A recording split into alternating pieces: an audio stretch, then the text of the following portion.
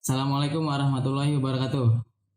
Pada hari ini kita akan membahas sesuatu bersama sahabat gua namanya Bung Tio Alamsyah. Apa kabar Bung Tio? Siap menghilang. Sekarang lagi di mana posisi? Lagi di kamar kontrakan nih. Di kontrakan. Hmm. Sekarang kegiatan sehari-hari apa Bung? Ya tidur malam hari, siang bangun, makan, gue tidur lagi. Gitu. Bosan nggak? Bosan nggak? Iya bosen nggak bosen nih sampai ini leher gue sakit nih gue asli. Kayaknya salah bantal lah kebanyakan tidur. Gua denger-dengar lu kan bikin channel baru tuh. Oh iya. Baru berapa video dah? Baru dua ya kalau nggak salah ya? Gue baru 2 yang gue up. Baru dua. Hmm. Cuma gue kan tahu nih, gue kan tahu lu suka bikin puisi, lu suka sama apa namanya sastra segala macem, dan lu sekarang mau merambah YouTube, mau merambah puisi lu ditaruh di YouTube, ya kan? Hmm. Nah cuma yang mau gue tanya itu kenapa yang lu taruh di YouTube lu malah karya orang lain ya? Gimana ya? Karena gue kan penyair kecil ya, belum punya nama juga ya. Paling orang-orang yang tahu gue bikin puisi juga masih kalangan-kalangan teman-teman gue. Mm-mm. Dan beberapa orang-orang yang gak gue kenal juga sebenarnya udah tahu. Cuman kalau gue langsung up puisi betulan gue gitu hasil karya gue ke YouTube, ada ketakutan tersendiri. Soalnya Ketakutan gimana tuh?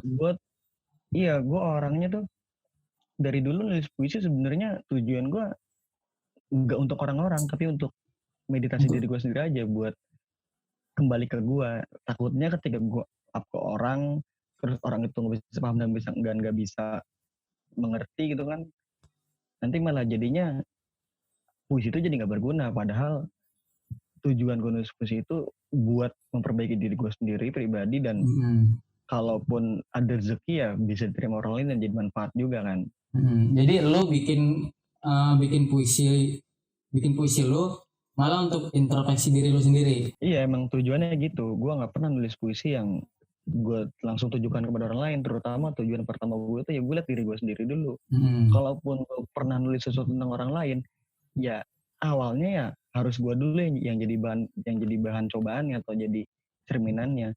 Baru ketika gue nilai oh puisi ini pantas buat dengar orang, baru atau pantas dibaca, baru gue kasih ke orang-orang. Mm-mm. Cuma ini ya, yang mau gue tanya tuh, lu udah berapa puisi yang lu bikin ya? Kalau dihitung berapa puisi, sebenarnya nggak kehitung ya. Soalnya gue sering banget gue udah ganti buku dulu. Gue beli buku baru, terus gue tulis juga sampai penuh. Gue taruh bukunya yang penuh, gue beli lagi, gue tulis lagi. Sampai ribuan nggak?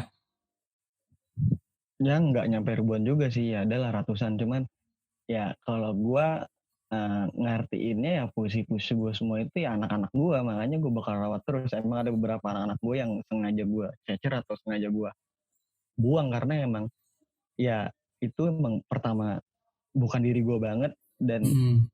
ke gue juga nggak masuk, apalagi gue kasih tau orang lain. Makanya gue untuk kalau puisi-puisi yang tertentu yang dinilai menurut gue nggak ada manfaat dan ada gunanya buat orang lain, ya udah mending gue keep, gue simpen dan nggak bakal gue kasih siapa-siapa. Mm-mm. Cuma dari ratusan puisi lu itu yang udah lu bikin, rata-rata puisi tentang apa ya?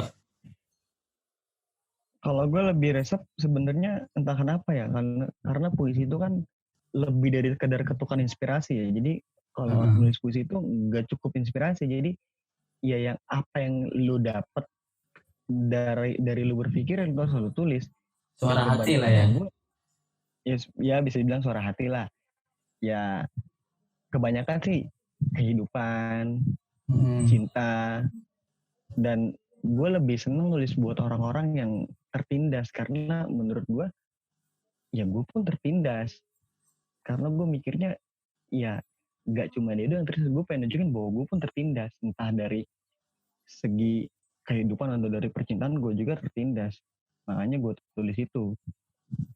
Berarti lu puisi lu isinya tentang ini ya, tentang apa namanya penindasan, pemberontakan, kira-kira gitu kali ya? Ya, ya kalau dari puisi genrenya kebanyakan ya genre-genre satir sih, genre-genre yang kritik-kritik itu, cuman yang sering gua up biasanya ya yang genre-genre romance-nya, genre-genre Oh iya romannya, iya iya. romansanya. Cuma tokoh lu yang lu kagumin siapa ya? Udah pastilah Hairil Anwar, Hairil Anwar, Sapardi, Sapardi. Kopin Urbo juga. Hmm. Tapi dari tiga nama itu yang paling lu kagumin siapa ya? Wah, Hairil Anwar. Karena Hairil Anwar. gua ngagumin Hairil Anwar itu bukan cuma dari puisinya, tapi dari cara dia hidup sampai pegangan hidup dia pun gua pegang. Maksudnya Hmm. gua ikutin, gua jalanin. Karena gak ada gue maksudnya di dunia ini gue nggak pernah gitu dengar cerita orang yang hidupnya kayak begitu, yang bener-bener tuh jiwanya tuh kayak seakan-akan dia pengen berontak, tapi Hmm. kehalang sama sesuatu atau kehalang sama hal-hal yang nggak bisa ditembusin. Iya, iya. Jadi lu ngefans banget sama Hairil Anwar tuh bukan cuma karyanya aja yang lu apa namanya yang itu bisa ngerubah lu gitu, tapi emang dari segi profil Hairil Anwarnya itu malah sampai ada di elunya gitu ya. Jadi Hairil Anwar tuh gua gitu. Hmm, Nah ini yo, iya, karena kalau gimana gimana? kalau kalau kalau orang-orang punya air ya atau orang-orang yang sering puisi itu sering bilang ya apapun yang keluar dari benak Hairil Anwar, Sapardi, atau Taufik Ismail sekalipun itu adalah yang keluar dari benak penyair gue juga atau yang keluar dari benak gue juga. Jadi ya kebanyakan orang-orang mengidolakan penyair nggak hanya mengidolakan puisinya, bahkan Hmm. dari cara mereka hidup, terus bagaimana prinsip hidupnya kayak gimana, pegangan hidupnya kayak apa tuh pasti bakal diteladani atau bakal ditiru kalau kalau bisa pun. Hmm. Cuma ini sih yo, maksudnya yang gua agak miriskan tuh sekarang itu kita udah di zaman gadget dan orang-orang bisa dengan mudahnya apa namanya mengakses karya-karya penyair yang udah terkenal, yang karyanya dikagumin banyak orang. Cuma dari kebanyakan yang rata-rata kita anak muda masih susah ya buat suka dan kagum, bahkan mencontoh dari karya mereka, mengambil intisari dari karya mereka, atau bahkan jangankan ngomong itu, dia meneladani karyanya aja agak susah ya.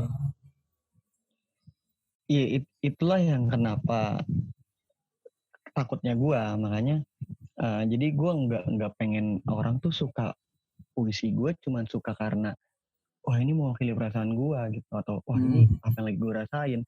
Tapi memang itu resikonya, tapi harusnya ketika orang baca puisi atau orang suka puisi ya mereka harus juga pelajari puisinya itu seperti apa, terus genrenya apa, dan maksud si penyair nulis puisi ini tuh apa. Karena kalau gue biasanya kalau baca puisi gue harus cari tahu maksud puisinya apa ya, ini tujuannya Hmm. apa, atau makna si penyair tuh nulis puisi ini apa.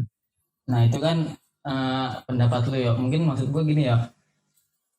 Mungkin maksud gue tuh sekarang itu agak lebih susah ya nemuin orang yang bahkan maksud puisi ini apa ya gitu. Malah kadang-kadang orang-orang yang bersentuhan sama puisi itu udahlah males gitu.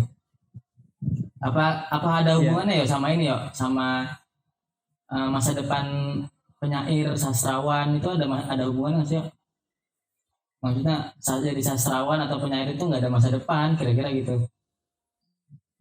kalau stigma masyarakat tentang lu jadi penyair atau jadi sastrawan gak bakal punya masa depan, itu emang udah dari dulu. Hmm. Bahkan kalau gue boleh cerita pun, waktu bapak gue tahu gue suka nulis puisi, bapak gue tuh ngomong, lu mau nulis puisi aja nggak mau kerja, emang lu bisa makan pakai puisi, lu bisa ngidupin pacar lu pakai puisi. Jadi stigma yang begitu sebenarnya tuh udah dari zaman dulu lah, mungkin waktu ya Hairil masih muda pun bakal pasti digituin, tapi Dia juga digituin ya. uh, pasti soalnya ya emang apa sih, stigma orang-orang tentang penyair atau sastrawan tuh yaudah lu bakal melarat karena ya Hmm. lu ngarepin duit cuman dari lu nulis buku. Sekarang aja orang-orang zaman zaman sekarang minat bacanya aja udah kurang kan. Iya. Bahkan ya yang apa yang gue tahu pun pengetahuan gue ya minat baca orang-orang Indonesia masih sedikit, masih Iya. 0,2% dari penduduknya. Hmm. Tapi ya kalau tentang masa depan penyiar atau sastrawan di zaman sekarang nggak terlalu mengerikan di zaman dulu sih, karena zaman sekarang terbantu sama teknologi kan udah modern lah. Hmm. Apa-apa bisa di-share lewat internet. Jadi orang-orang tuh nggak hanya nerbitin atau nggak hanya bikin buku, mereka bisa nge-share karya dia lewat internet dan orang suka, dan itu bisa dimonetize juga kalau Iya. emang si penyairnya bisa cari peluang dari situ. Sekarang juga lagi mulai banyak penyair muncul ya. Mm-mm. Karena mereka pikir bahwa dulu alih wahana puisi mereka atau alih wahana karya-karya mereka cuma ada di buku, tapi sekarang kan ada internet, dia bisa share Hmm. sepuasnya dan akses juga gratis. Kan kalau kita bikin buku ada penerbit yang uh, minta biaya dari si penyair. Dan tapi Hmm. kalau dari internet kan ya udah lu bebas, lu bikin akun apapun, lu bisa share puisi lu di situ, kayak di Facebook, Instagram, banyak juga Hmm. akun-akun puisi di Instagram yang konsisten Hmm. ngeluarin karya-karya orang-orang yang nggak punya wahana dalam karyanya. Hmm. Menarik banget sih. Terus ini yo, yang mau gue tanyain lagi tuh, lu dengan kehidupan lu yang sekarang, lu ada berharap nggak sih lu bakal bergantung sama apa yang gue suka sekarang gitu loh? Masa depan gue ya ini sastrawan gitu. Gue seorang pembuat puisi, gue seorang sastrawan, nah ini masa depan gue gitu. Gimana ya? Kalau untuk hidup ya atau pilihan hidup itu udah sebenarnya gue udah nentuin ketika gue udah terima atau pegang KTP. Jadi pas gue Hmm. pegang KTP tuh umur 17 tahun gue langsung milih gue bakal jadi sastrawan, gue bakal jadi penyair. Mau gue susah pun gue bakal jadi penyair. Ya Hmm. bodo amat pendapat orang, karena menurut gue ketika lo jadi sastrawan penyair yang lo kerjakan bukan cuman pekerjaan yang biasa-biasa aja, lo melakukan pekerjaan yang gak semua orang bisa lakukan. Hmm. Apa yang nyenengin orang-orang lewat puisi lu, lewat karya-karya lu. Ketika orang-orang nggak punya wahana buat mengekspresikan perasaan mereka, kan dia bisa baca puisi-puisi buat Hmm. ekspresiinnya. Ya kembali tadi gue bilang kan banyak puisi yang nyampe ke orang cuman oh ini pas banget puisinya sama gue, sama perasaan yang gue rasain. Jadi ya Hmm. kalau menurut gue emang udah saklek lah, kalau bahasanya mah saklek, gue pengen jadi penyair, mau terkenal mau enggak ya bodo amat, terserah. Lu udah nentuin itu, lu mau gua susah nanti mau gua terkenal, gua harus jadi sastrawan gitu ya. Iya. Cuma kan balik lagi yo ke tadi kayak ke perkataan bapak lu gitu yo, nanti lu mau ngasih makan keluarga lu apa, emang lu bisa makan dari hasil puisi, gimana yo? Jadi dan yang harus kita tahu semua juga ya bahwa kebanyakan penyair tuh ya orang paling pasrah. Jadi Mm-mm. contohnya gini lah, lu udah nulis puisi capek-capek, nguras pikiran, nguras energi, nguras tenaga, terus lu biarin puisi lu dibaca orang tuh kan ya udah lah pasrah aja. Karena emang uh, gue bikin puisi ya emang udah begitu jalannya. Mm-mm. Dan kalau soal rezeki atau enggak ya itu kan ada yang ngatur ya. Jadi Mm. ya tetap ikhtiar, kita tetap ikhtiar gitu, tetap usaha, tetap nyari uang. Cuman ya rezeki nggak pernah lupa alamatnya kemana kan gitu. Mm. Nah lu terakhir nih yo, lu ada yang mau disampaikan nggak? Karena kebanyakan gue yakin di luar sana ada banyak orang-orang yang kayak lu yo, bingung tentang masa depannya. Gue bisa membuat puisi, gue seorang sastrawan, gue apa namanya ya masa depan gue harus di jalan ini gitu kan, karena masih banyak orang-orang di luar itu yang masih bingung kalau misalnya ini jalan yang mungkin ntar gue bakal susah jalaninnya. Lu ada kira-kira ada pesan buat orang-orang itu nggak ya? Uh, Pesannya kalau menurut gue mah ini mungkin buat pribadi gue juga bahwa kalau lu udah tahu dan yakin bahwa passion lu di situ atau lu tahu lu punya bakat di bidang sastra atau perpuisian, ya lu yakin aja gitu. Banyak kok penyair-penyair yang sebenarnya mereka kekurangan rezeki tapi hidup dia bahagia, karena yang gue perhatiin kebanyakan penyair itu dia nggak nyari uang, dia nggak nyari rezeki, yang dia cari apa, bahagian atau kepuasan dirinya gitu ketika mereka menulis puisi. Jadi buat kita semua nih yang suka nulis puisi tapi ragu gitu menekuni Hmm. karena stigma masyarakat tentang Iya. penyair itu susah, nggak punya duit. Ya udah itu biarin aja, itu anggaplah cobaan aja gitu. Ya anggap itu rintangan lah, karena ya sekelas Sapardi, Hairil Anwar, Joko Pinurbo nggak bisa ketika dia nulis satu puisi jebret tenar banyak duit bikin buku, Hmm. enggak juga. Dia kan dia perlu proses juga. Hmm. Ya dan di samping itu pun kita juga jangan hanya kerjaan nulis puisi terus nge-share bikin buku, yang enggak juga, karena kan nggak mungkin rezeki lu di situ juga kan, ya lu juga Iya. harus cari kerja sampingan yang nggak ngeganggu bakat lu juga, nggak ngeganggu konsisten lu di sastra juga, tapi bisa menghidupi lu. Ya karena Hmm. uh, seberat apapun rintangan dalam hidup ini, kita harus yakin bahwa ini jalan hidup kita yang udah kita pilih, dan kita nggak boleh putar balik, karena ya manusia nggak bisa waktu berputar balik kan gitu. Berarti dunia sastra sekarang udah nggak bisa jadi profesi dong kalau misalnya gitu mah. Berarti dunia sastra ini hanya sekedar ya ini hobi gua gitu. Nanti urusan gua nyari rezeki ya beda lagi gitu. Iya, ada juga orang-orang yang begitu, tapi kalau memang dia mau menekuni pun santai-santai aja, atau Hmm. dunia sastra ini dijadikan profesinya ya santai saja, dijadikan pekerjaannya santai. Karena kan tergantung orang-orangnya juga ya. Kalau gue pribadi, gue nggak terlalu mau pusing gitu, orang gue apa namanya, ketika ya sekarang kalau keadaan terhimpit gini, lu jadi penyair, lu nggak pegang duit, ya lu mau ngapain emang? Ya Iya. lu butuh makan kan, lu bikin puisi pun perlu kenyang, lu kalau nggak kenyang nggak Hmm. bisa mikir kan gitu logikanya. Hmm. Ya otak lu juga butuh konsumsi, perlu juga butuh makanan. Kalau misalkan lu hanya bahasanya yang tadi gue bilang, walaupun kita pasrah, kita udah tahu apa presiden, tapi kita juga kan harus ikhtiar juga. Dan Iya. usaha itu ya menurut gue nggak cuma harus jatuh tempat juga kan, nggak Hmm. harus lu saklek kayak mau nulis puisi lah, mau dapat duit, mau gue makan nggak makan gue nulis puisi. Hmm. Ya itu emang harus, cuman ya gimana gitu, buat tubuh lu juga jangan nyiksa diri lah gitu. Kita juga nggak boleh takabur gitu kan, karena Iya. ya sekeras orang-orang besar pun mereka juga harus butuh makan ya, sama Iya. apalagi kita orang-orang kecil. Iya sih. Ya itu sih ya kira-kira yang mungkin keresahan anak-anak muda sekarang tuh dia malah mikir kalau dunia sastra ini nggak menarik gitu.